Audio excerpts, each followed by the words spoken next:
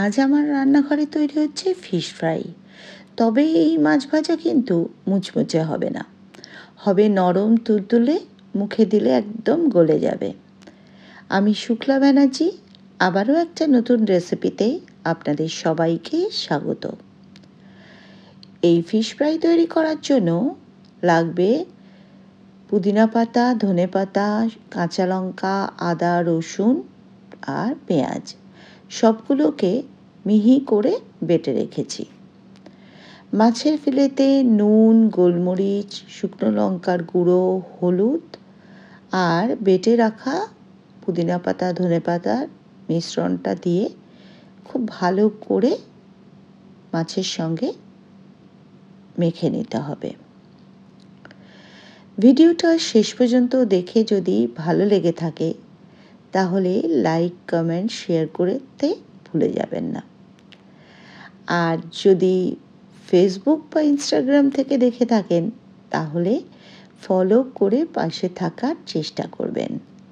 আর যদি ইউটিউব থেকে দেখে থাকেন তাহলে সাবস্ক্রাইব করে উপরে থাকা বেল বাটনটা একবার ক্লিক করে অল করে দেবেন। তাহলে যখন যা ভিডিও আমি আপলোড করব আপনাদের কাছে নোটিফিকেশন পৌঁছে যাবে। আমি মাছটাকে আধ ঘন্টার জন্য চাপা দিয়ে রেখে দিলাম। এবারে একটা ব্যাটার তৈরি করব। তার জন্য বড় 1 চামচ ময়দা, বড় 1 চামচ কর্নফ্লাওয়ার, শুকনো লঙ্কার গুঁড়ো, কাশ্মীরি লঙ্কার গুঁড়ো, নুন আর খাবার সোডা দিয়ে খুব ভালো করে মিশিয়ে রাখলাম। এবার দিলাম গলানো মাখন ছোট 1 বাটি আর একটা ডিম। সবগুলোকে খুব ভালো করে মিশিয়ে নিতে হবে এই শুকনো উপকরণগুলোর সাথে। পারলে ভিডিওটা একটু শেয়ার করে দেবেন। আপনাদের একটা শেয়ারে আমি কিন্তু অনেকের কাছে পৌঁছে যেতে পারবো। মেশাতে মেশাতে যখন খুব ভালো করে এই ডিম আর মাখন দিয়ে শুকনো উপকরণগুলোকে মাখা হয়ে যাবে তখন এতে অল্প অল্প স্প্রাইট দিয়ে একটা মসৃণ ব্যাটার তৈরি করে নিতে হবে, যেন কোনো দলা না থাকে সেদিকে খেয়াল রাখতে হবে। একটু সময় নিয়ে এই কাজটা করবেন এবং স্প্রাইট মেশানোর সাথে সাথে দেখবেন জিনিসটাকে ফুলতে থাকছে। আর দেরি করবেন না, এবারেই কড়াই বসিয়ে দিন।